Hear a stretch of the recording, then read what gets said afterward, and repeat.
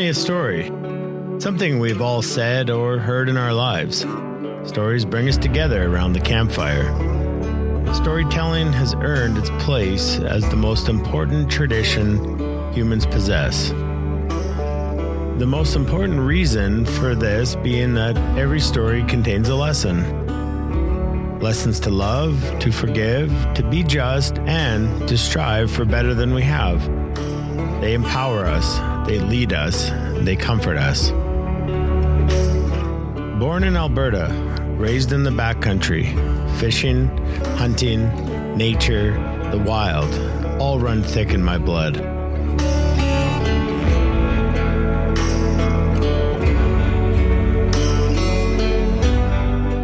Growing up a Canadian boy, I had a similar dream to most other boys my age here, to make the NHL. When that dream was yanked from beneath my feet, how could I carry on? My story is full of hope, inspiration, joy, heartbreak, heartache, and resiliency.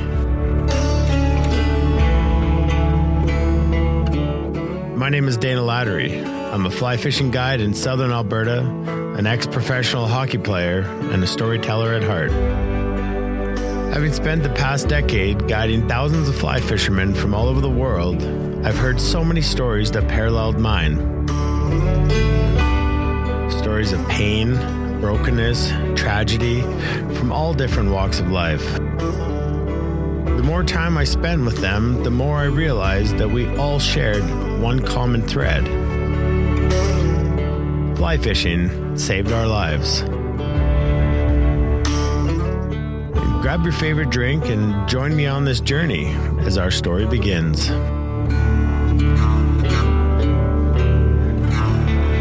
Welcome back to another episode of Fly Fishing Saves Lives. I am your host, Dana Lattery, and I'm joined by guest today, Cam Woolnough. Cam, welcome to the show. Thanks for having me on. So just kind of let everybody know where you're from, kind of what you do. What does a day-to-day look like for Cam? Name's Cam, obviously. Alberta kid, grew up Edmonton and Calgary, back and forth. Son of two bankers, so followed the bank around for quite a while with my folks, and grew up most of sort of formidable years were in Edmonton. Grew up, just skiing and we had a lake cottage west of Edmonton, so spending time on the water and fishing there and just spending lots of time outside. Skied and ski raced for a big chunk of my life, and now I'm sort of a retired ski coach, but do lots of volunteering still with skiing and try to fish as much as I can. It's been sort of a journey, obviously, like a lot of people, but it's been good. It's day to day is my alter ego is a draftsman, and hopefully doing lots of work, designing homes and stuff for people like that. And then family, work, eat, sleep, the normal goings on of most guys my age. So, talk a bit about your family. You're married, you got kids. Just kind of run me through, give me a little background there. Yeah, married, put me on the spot, since 2009. 2 kids, my stepdaughter, Chloe, she's now 17, and my youngest daughter, Haley, is 10. So those, the 3 of them, 3 girls in the house, keep me busy and on my toes. Oldest daughter sort of thankfully followed my footsteps with ski coaching, and she does that now, so which is good, along with going to school. And littlest one is busy. She does a lot of busy kid stuff, busy stuff. Yeah. And wants to be an avid skier. I've just recently got her into fly fishing. She's been hounding me for years, and I always took it as a me thing. So it now to sort of share it with her and get that fire going in her. She's starting to enjoy that, so it's good. And wife Jen, busy with just life with the COVID going on. We're busy trying to maintain a family and maintain our health and keep everybody happy, safe, and otherwise. So growing up, kind of, I guess you could say, central southern Alberta. When was fly fishing kind of introduced into your life? Fly fishing. So growing up, I grew up for a big chunk on Lake Wadman, which is about 45 minutes west of Edmonton. But I was a steel slinger. Steel boat, little 7 Merc on the back, and basically spent my days in a tin boat throwing spoons for pike and perch and things like that. So fly fishing never really got on my radar until he was probably around 13 or 14. But even then it was sort of a fleeting thing. My grandfather had passed away when I was about 7, and all of his stuff was kicking around our lake cottage. So I always farted around with it and played with it, but never really understood it. And fly tying was one of those things that brought me back into that realm with, growing up with that, because all of his fly tying gear was in this handmade steel box. And so that kind of came full circle. But when I, growing up in Edmonton, there's not a whole lot of opportunity that I knew of to fly fish. So when I moved back to Calgary, I was about 18 and, didn't know anybody, came right into a job. So I worked all the time and really didn't know anybody. So I took out a lot of his old gear and hopped on the boat and down by 22X and just walked the shores and flailed and flailed and flailed till I either caught something or caught myself, and kind of worked up from there. And did the bow treat you kindly, or did the bow treat you like the bow treats most people? The bow treated me like the bow treats most on any other given day. It handed my hat to me. It was a lot of self teachings and things like that. But, along the way, I randomly, like it always is along that river, especially, is, I met one night in particular, I met an older gentleman, and he reminded me of my grandfather. And, he saw me flailing away and hacking away and, catching bushes and things like that. And he walked up to me and started talking to me and was explaining to me what he was watching and how to tie some knots and, how to improve my casts. And, I ran into him for probably, I'd say 2 summers, just haphazardly here and there along the same stretch. And every time I met him, he had another tidbit of information to improve my game. And over time, I got better gear and just improved everything, and it made the world a difference. So what made you switch? Like, why wouldn't you come down here and keep chucking gear? Like, what was the spark that made you switch into fly fishing? Well, I mean, it's sort of twofold, I guess.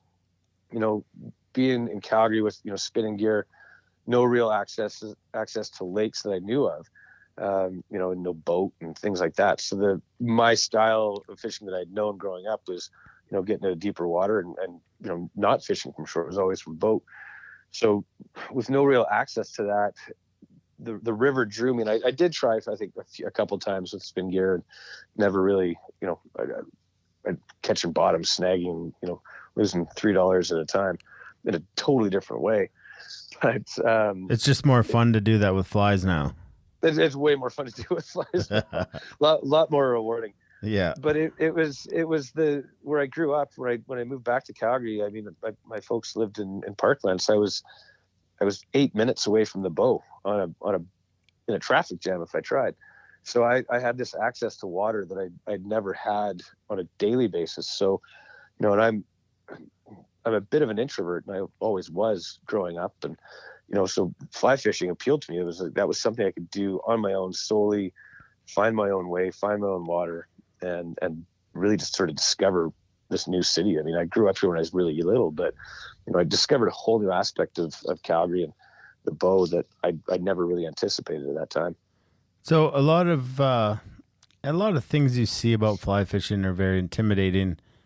It's between the amount of gear that you do or you don't need, or the perceived amount of gear that one would be expected to have. The the learning to cast. There just seems from an outsider perspective that there's a lot going on with fly fishing, and it's intriguing to me when somebody switches over, because it's almost, and this is my opinion, that the gear fishing didn't satisfy something. Do you ever think about that? Like, do you ever wonder, what was unfulfilling? Like, say you had the lakes, and there had to be a draw somewhere that made you want to give this flailant 9-foot rod with weightless line and flies and send it out into the river, and most likely not catch many fish to start. Yeah, I mean, it was different. I mean, not to say that, spinning gear and things like that, not to say I don't do it every now and again, but it was water. It was moving water. Like, there was something. The river. It was the river. It was therapeutic. I mean, and like I said, being, an introvert and being able to get inside your own head and not have a release and be able to find something that basically quiets the monkeys.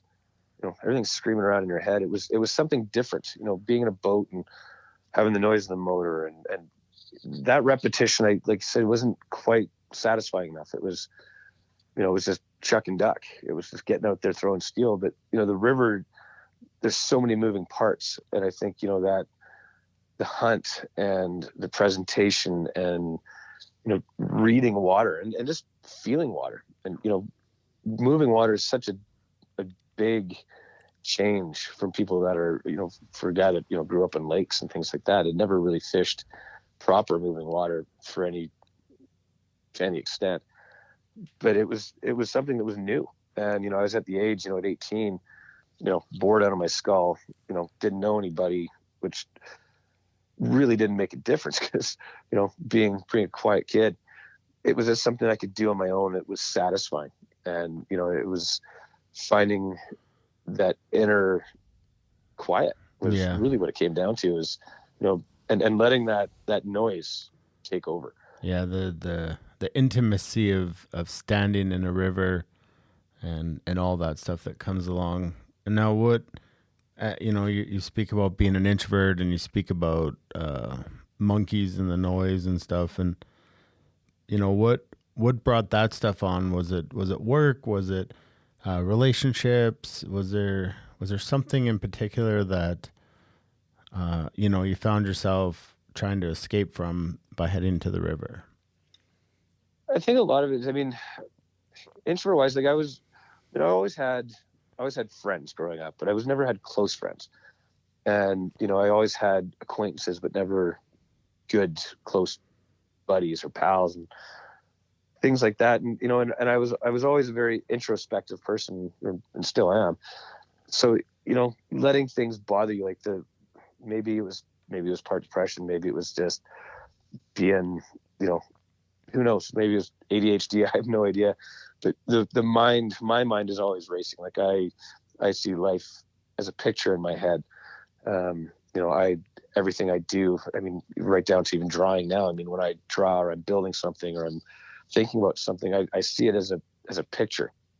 And whether that's a job or whether that's something going on in my life, whether it's an issue that I've had that replays itself, or I try to work the problem, but it never quite stops. So having that ability to have a quiet mind is it's something you can't not love. Yeah. It's interesting to me because oftentimes I share the same thought process with a lot of clients in the boat. And we talk about the fact that it's so peaceful out there, and there's sometimes not a lot of things happening. But when you stop to think, or in retrospect of the last hour on the water, you didn't think about much. It's a fascinating thing to me, and a lot of people agree. Would you find that to be similar, that somehow there's this eerie serenity about being on the water, and how being in such a quiet place to use your term, calms the monkeys down? For sure. Like it's, I mean, I was thinking about it the other day, and now that we're here in Calgary and getting into winter, it's the river seems a long ways away, but the river's a book.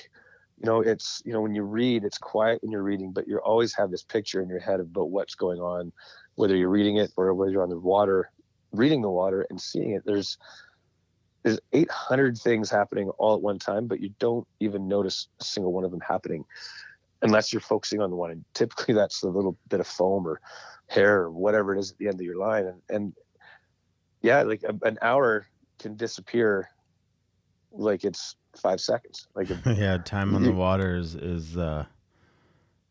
it's quick. It's super quick. An 8-hour day can feel like an hour, and you don't want it to be over, except it's dark. And the phone's going on saying, "Why are you home? It's midnight. Why aren't you home?" It's like, "Well, I'm fishing." Like you lose sense of all time, and that's there's not many things, at least in my life, that can do that, especially with stresses or even just the day-to-day stuff of life, and having that release and being able to have that quiet time. Like, I know for a lot of people, with active minds, that sleep is something that doesn't always come easily. Like, your mind is always going. You can be as tired as you want. You can close your eyes and one thought or one image pops in your head and your mind is up for the night.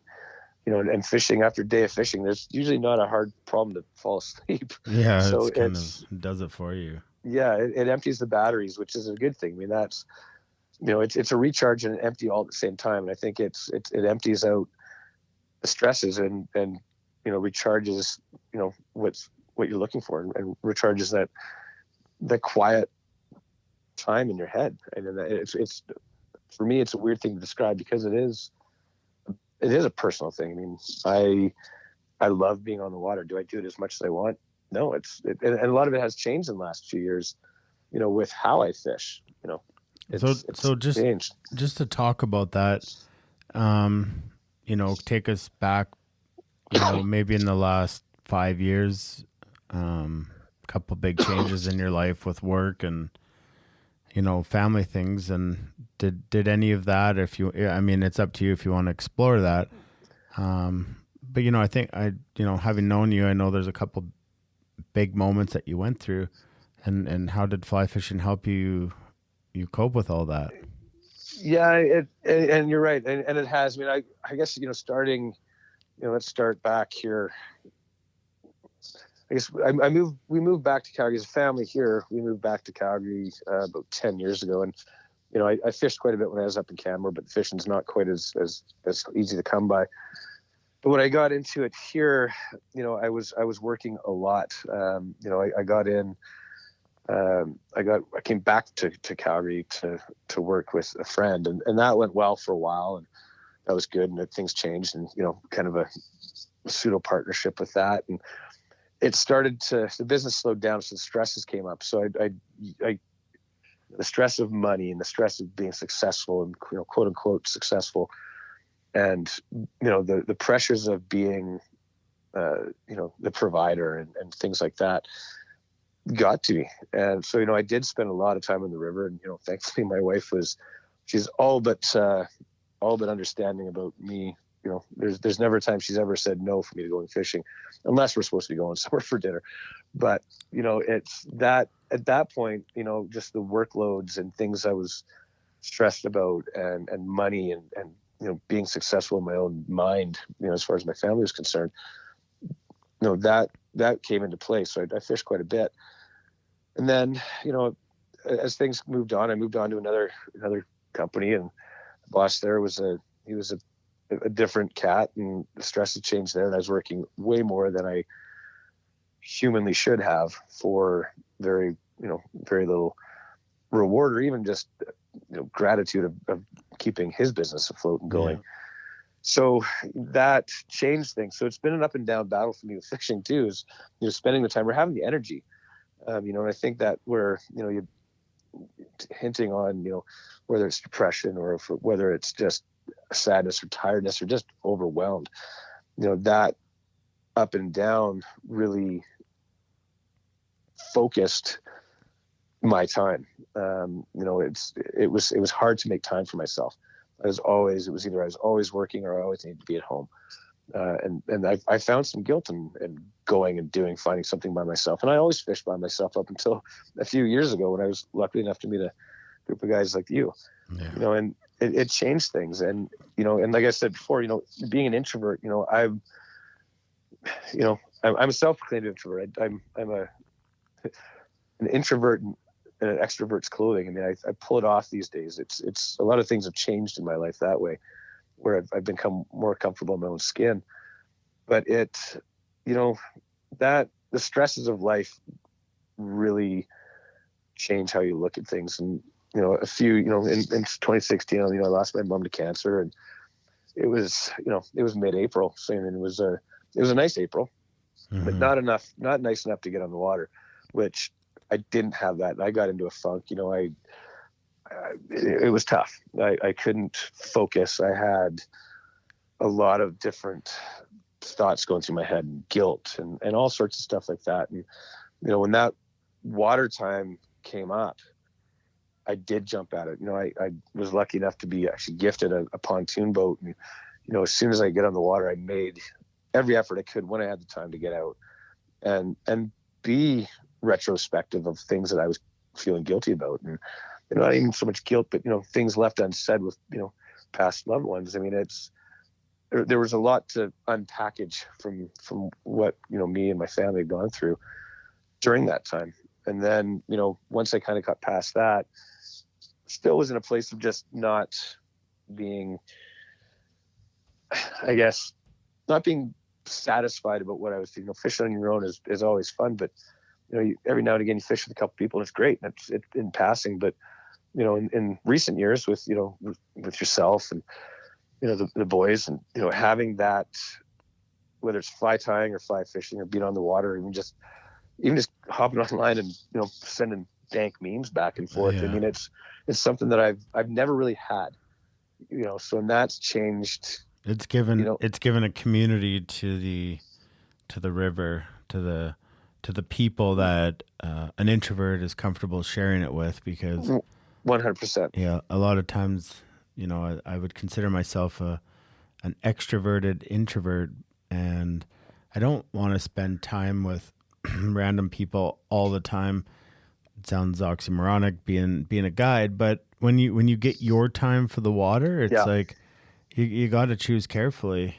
And 100%. I get it when you find a group of people that spending time with them is just as important as spending time on the river. And when you get to combine those two, it's a pretty a magical moment. And it is, and having that time, and it's the camaraderie of it all. It's being a ex-ski racer and things like that. It was a singular sport in a team environment, is how it was put one time. And it's fly fishing is very similar, especially in a boat. Like it is, even if you're buddies, you're always, it's you and the fish. It's you against the fish. The fish really don't care about what you're doing. It's it's luck and happenstance and a bit of luck and some expertise. But having that and to share that with other people and to be, spending time with like-minded people and people that have something to offer you personally, and to not a spiritual guy, but spiritual is in the fact of fly fishing. Like it's something that how everybody perceives what they're doing when they're on the water, what it means to them. It's like you and I have spoken about that in the boat. It is that time. It's a time spent with people, whether you're talking the whole day or you're talking for 5 minutes. You could have the absolute best day and not talk for 10 minutes total, or you could have the best day and not stop talking. Yeah, it's an energy thing, and I think just to add to that, it's understanding when you're with the right people in the river, and however deep you want to get into the spirituality of it, but it's the river's giving you an energy. The people around you in the river are giving you an energy, and sometimes no words have to be said. I know we've spent many times and hours on the water together in a boat, and no words are said, but it's just like you're constantly it's like you're plugged in and you're getting recharged and refilled and refueled, and it is very spiritual. However people want to take that, it's a very spiritual thing. Yeah, and it's the unspoken understanding. I mean, especially when you're tuned in with and you fish with people before, and I've fished with lots of people over the years, and whether I fish with all sorts, and I think that's why it took me so long to actually get fishing with people more often, is that I found that right group of people to fish with. I fished with ultra competitive people and people that would absolutely lose their marbles if something went wrong. You lose a hook or whatever, you lose a fish, it's like golfing and someone chucking a club. That's hard. It's hard to do. It's like going out for dinner with a couple and they start nitpicking at each other. It gets uncomfortable quick. Yeah, it just ruins the mojo. It does. And when you find that where you get in a groove and you can, you have those people that are around you that can offer you something and you can offer them something for a day, an hour, a set of days. And you can have that time to, like say, recharge and to have understanding and just, and listen by watching and watching by listening and all sorts of things. You don't always have to be eyes wide open. Like a lot of stuff happens when you're just listening. Yeah, and you're just there. You're just there in the moment. And and that goes back to the reflection side of things. Like when you're in that moment, if you're not listening, you miss so much. Yeah. And I think that having the ability to be with people that are understanding of that and have the same mindset is that it's such a bigger moment in time that it is magical. I mean, you can have that magic hour of the day, you can have a whole day of doing it, and you could catch no fish and still have the best day fishing ever. I think an important thing to add to all that is finding, when fly fishing takes you over, I think it dials you in or it leads you or it sets you up with opportunities to find the other people who just kind of get it. And that, I mean, we can sit on a boat and or texting back and forth and arguing about politics in a biased, unbiased way and have our opinions, and it affects nothing in the relationship because it's not based on it. When things are based on fly fishing, it's a very pure beginning, it's a pure start, it's a pure relationship. And it's not like, oh man, we agree on everything we say and do. It's it's just time and spending time with those people in the river, the whole thing. The river's another dude or dudette in your clan because they're just a big part of it, just like your best buddies. And I think a lot of people can relate to time on the water with their friends, time on the water with their family, or people that are very special to them. And it just continues to grow the bond. And it allows massively deep conversation to take place in a vulnerable place. I don't know. I guess that's a big part of the podcast is I'm probably searching more than anyone to figure out what is that common thread? Why is fly fishing saving people's lives? Why is it getting people out of funks? And my story's my own, but for you in just the last 3 years that I've known you, just to see you transition out of somewhat of a secure job. I met you just after you lost your mom. I know some of the anxiety that you've gone through dealing with that stuff. Yeah. And it's just it feels like it's led you to go spend more time in the river. And, it's a pretty cool thing. Yeah. And you touched on something too, a couple different things, going back to what you said about, not having, you and I, our ability to have conversations on whatever it ends up being, but having different viewpoints. I mean, that's part of the that's part of having time on the water with people. I mean, if you got along with everybody 100% of the time, life is boring. Yeah, really. And and I think everybody comes to fly fishing for their own reasons. I mean, whether it's a release, whether it's reaction, whether it's rehab, whether it's any of those things, that's part of the river. That's part of being out there. That's part of the story, and that's part of the story of the people that you hang out with. And that's what builds yourself, because you're seeing different viewpoints. Like, I've fished with people that have fairly heavy drinking problems. Yeah. Same with drugs, and other people that are recovering, and other people that have had, relationship breakdowns and all sorts of different things. And, being able to, be complimentary or to be compassionate or any of those things. I mean, that's the vulnerability, like I said, on the river, is that, it allows you to drop your guard. Do you think fly fishing teaches that, or does the river teach that, or like, where is this coming from? I think they're very close. I think fly fishing might be the catalyst.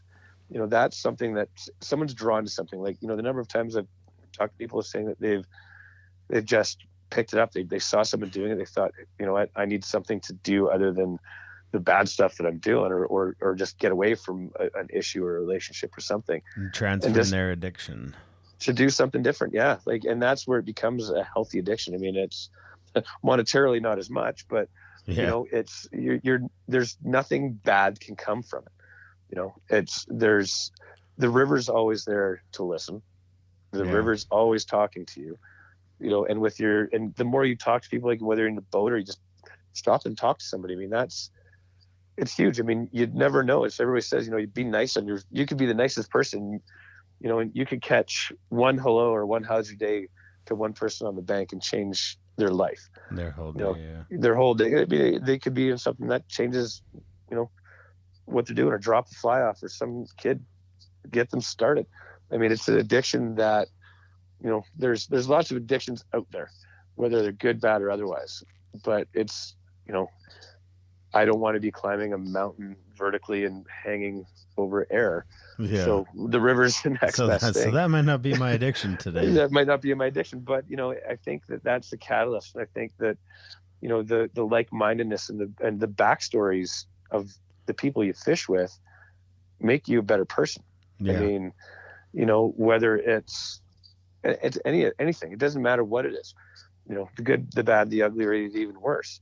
If you meet someone on the river or in a boat and you're fishing with them, and they have something to say or passing conversations, and those are those conversations when you're casting away, you're focused on the end of your fly line, whether it's 5 feet or 50 feet away, and someone's talking out loud, or just having a general conversation, you can read a lot into what brings them to that point, whether it's it could be a good, the bad, or the ugly, and and that opens up conversation. It's the therapy behind that, and whether they need to say it or not, a lot of the times it comes out when someone's casting and they're solely focused on something else, that the words flow or the emotions flow, or all those things. I think that's a good point to kind of make, is that to truly get out of it, what we're talking about is to be that person on the river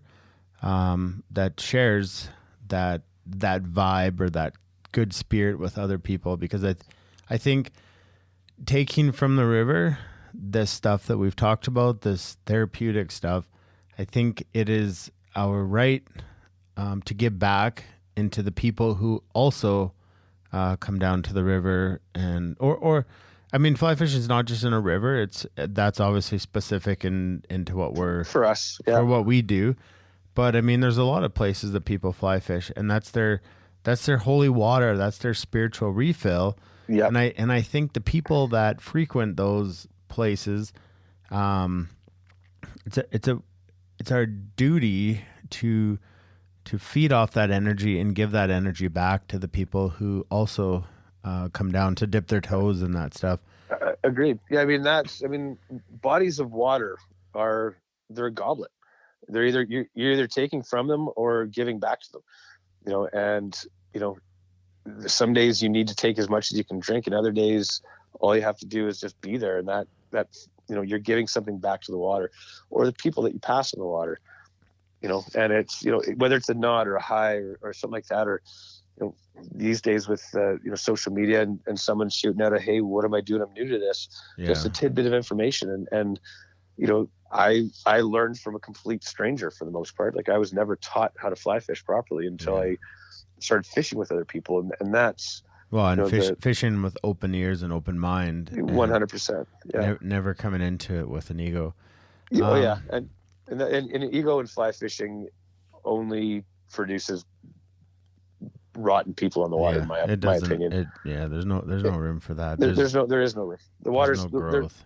No matter how big the body of water, there's no room for narrow-mindedness and just assholes in general. Agreed. Couple of points I want to touch on before we go here is, you said something earlier, and I meant to catch it earlier, but it was about some people. For some people, fly fishing is rehab, and I kind of challenge that statement by saying I think fly fishing is always rehab.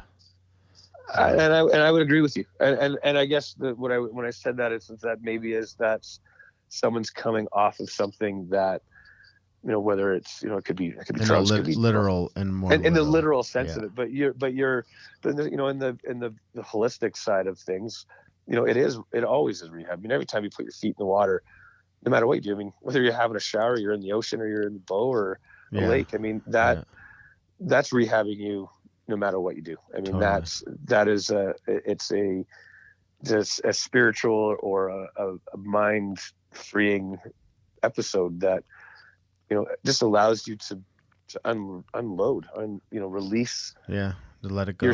Let it go. And, you know, and again, it just, you know, I guess, rehab might not be the best word for it, but I mean, no, but it is good because like rehabilitation can be so many different things. And, you know, coming off of injuries myself, I mean, it can be physically rehab. Like, you know, walking in water is good for you. And, you know, and it's a happy place. I mean, you know, most people I know of are happier when they come out of or off the water, no matter what. Yeah. You know, no, it's a fun thing at the boat launch to see the amount of people that are super giddy.